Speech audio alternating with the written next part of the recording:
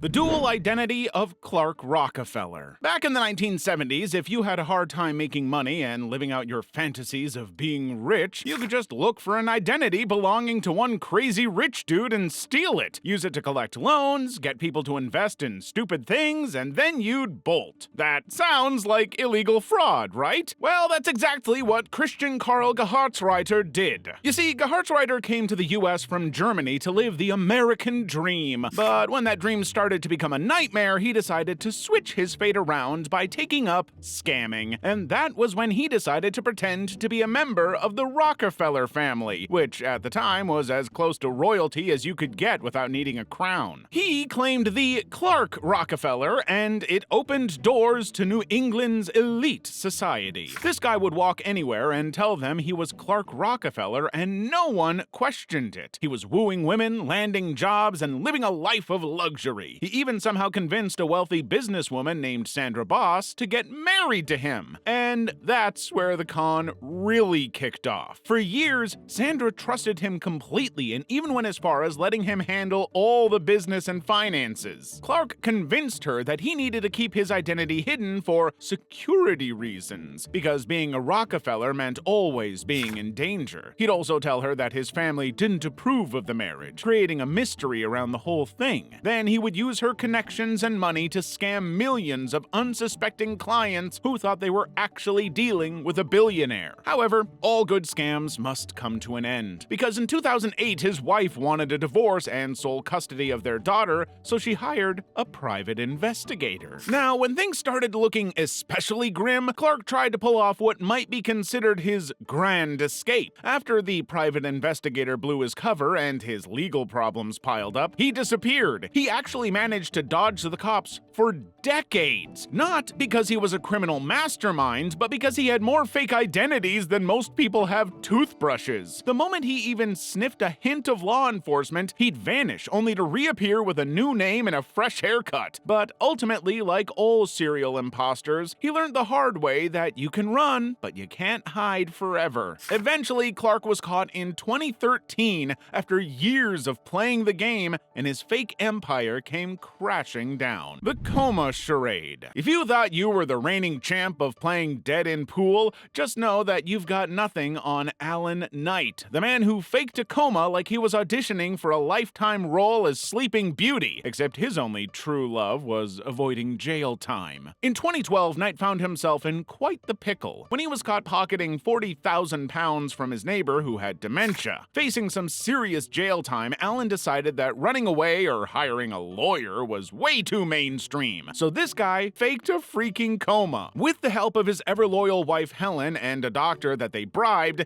he checked himself into the hospital, cranked up the drama, and settled in for what would be a months-long snooze fest, staying still as a cat napping in the sun, minus the occasional stretches. For 2 months, Alan laid there like a log with no pulse, consciousness, or the tiniest hint of a blink, all while Helen dutifully played nurse, doctor, and world-class actress. She even went above and beyond, sending tear-jerking letters to the Prime Minister pleading to have his charges dropped. Now that's commitment. Even after being discharged from the hospital, Knight still kept up the ruse, and anytime he got visited by the authorities, he took up the position of a coma patient with his wife Helen helping him attach all the breathing machines that came with the act. And this act could have gone on forever if it hadn't been for the tiny detail that Alan and Helen didn't actually stay out of the public eye. Well, they were soon caught on CCTV grocery shopping and looking way too cheerful for a supposedly comatose criminal. The jig was officially up. The authorities, unimpressed with Alan's Oscar-worthy performance, added 2 extra years to his sentence just for good measure. So now Alan had plenty of time to lay still behind bars. The ghost driver. Imagine this. You're cruising down the freeway like you're auditioning for Fast and Furious 12, real-life recklessness. But just as you're revving up, the flashing blue lights appear in your rearview mirror and you're handed a speeding ticket. Now, most people might just suck it up and pay the fine, but cheapskate Kimberly Do?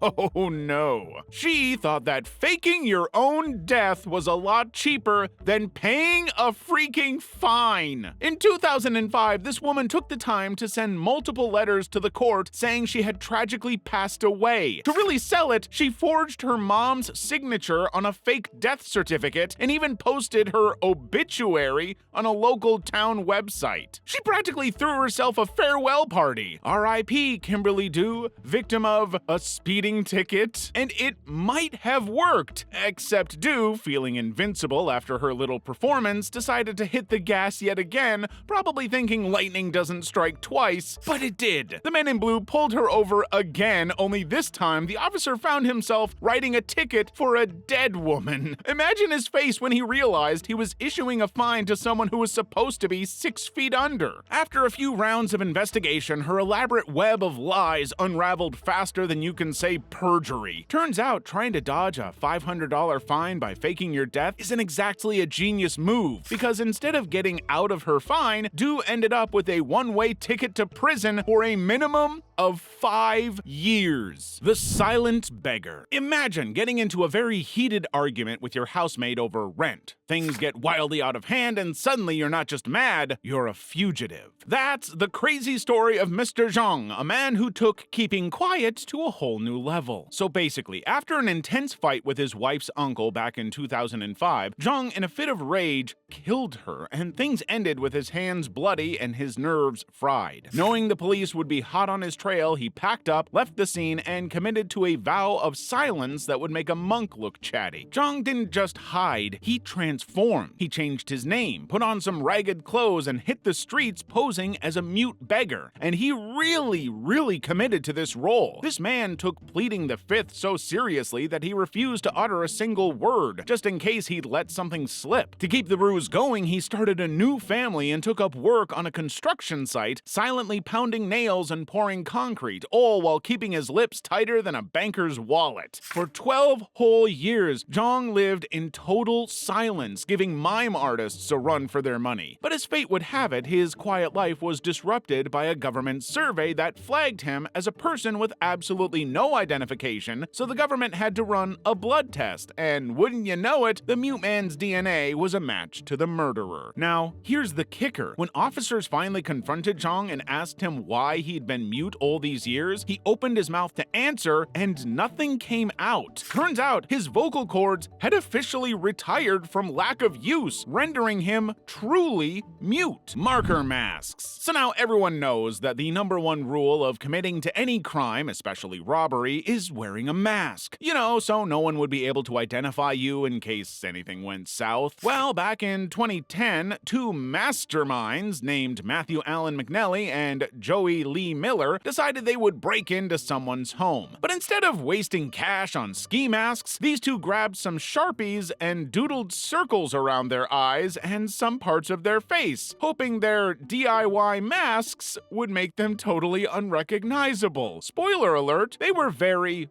recognizable. Not only did their marker masks fail to hide their faces, but they also made them look like a couple of kids who got into mom's makeup drawer. Witnesses could immediately identify them, and by the time the police arrived, the ink had smeared and faded, leaving them with a weird raccoon meets clown look. The officers, trying not to laugh, had no trouble arresting them right on the spot. D.B. Cooper and the airplane hijacking. In 1971, D.B. Cooper pulled off what might just be the most stylish heist in American history, skydiving right into the annals of unsolved mysteries and legend. This guy didn't just rob a bank or snatch a bag, he hijacked a plane, demanded a ransom, and then jumped out of the aircraft mid-flight, disappearing into thin air like a real-life James Bond villain. It all started when Cooper casually boarded a flight from Portland to Seattle, looking like any other business traveler. But things got interesting when he handed a note to a flight attendant claiming he had a bomb. His demand was just a modest $200,000, which is equivalent to over $1 million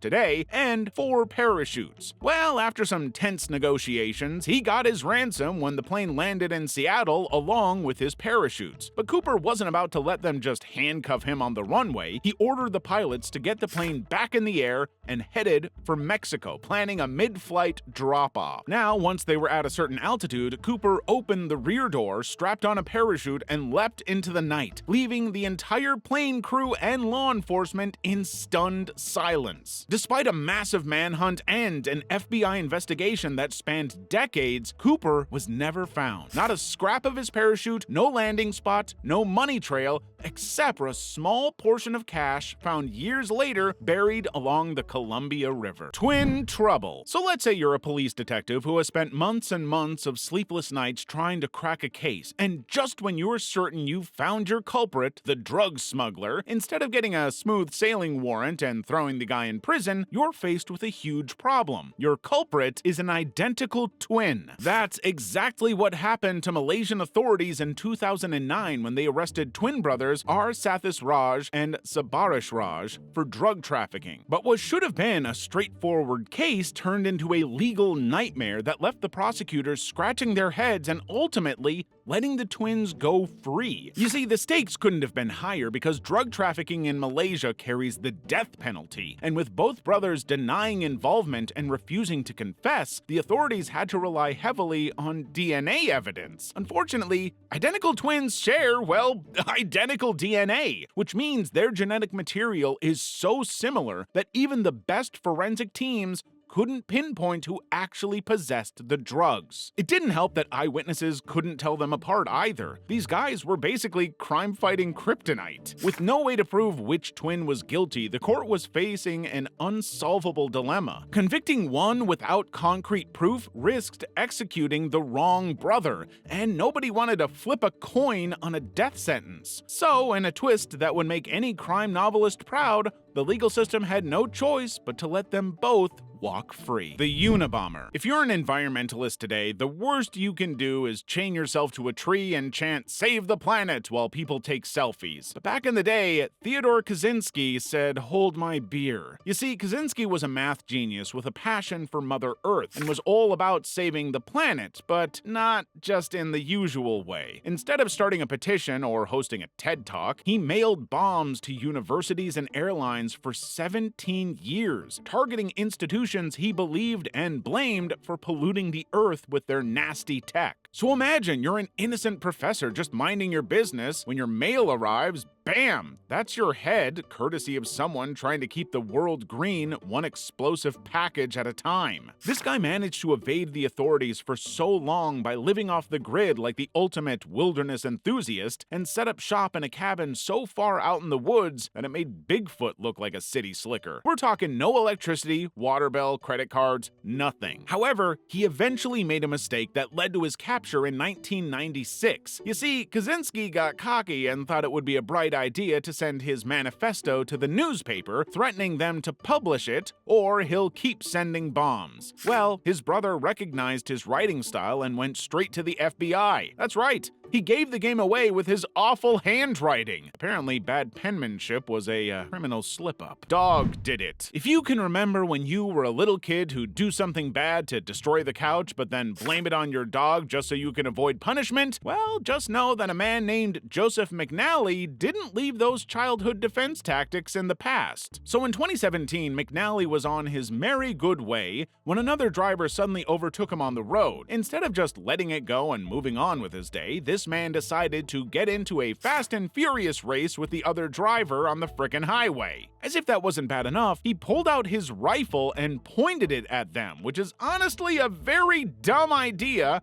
considering the UK has some of the world's strictest gun laws. But when he was arrested, McNally had the perfect defense. His dog did it. That's right, his dog. Sky, his dog, had apparently nudged the rifle out of his lap while he was driving. So in a fit of genius, McNally blamed his dog for pointing a gun at another driver. Yes, officer, it was the dog, not me. But McNally's defense was about as believable as a toddler blaming their invisible friend for eating the cookies. The judge didn't buy it, and McNally was convicted. So no, Sky isn't going to prison, but McNally sure is. If you're loving everything you've watched on this channel, then quickly head to our store to shop all or some of our amazing merch and support your favorite creators. Face makeover. Luis Carlos de Rocha, also known as Whitehead, was a Brazilian drug kingpin who had a serious commitment to staying off the radar. His plan? plastic surgery. Lots and lots of plastic surgery. Because what better way to avoid being caught than by changing your face every few years? Da Rocha ran a multi-million-dollar drug operation, and whenever the heat came his way, he'd pick up the phone and call his go-to Beverly Hills plastic surgeon. You know, casual. New face? Check. Hairstyle makeover?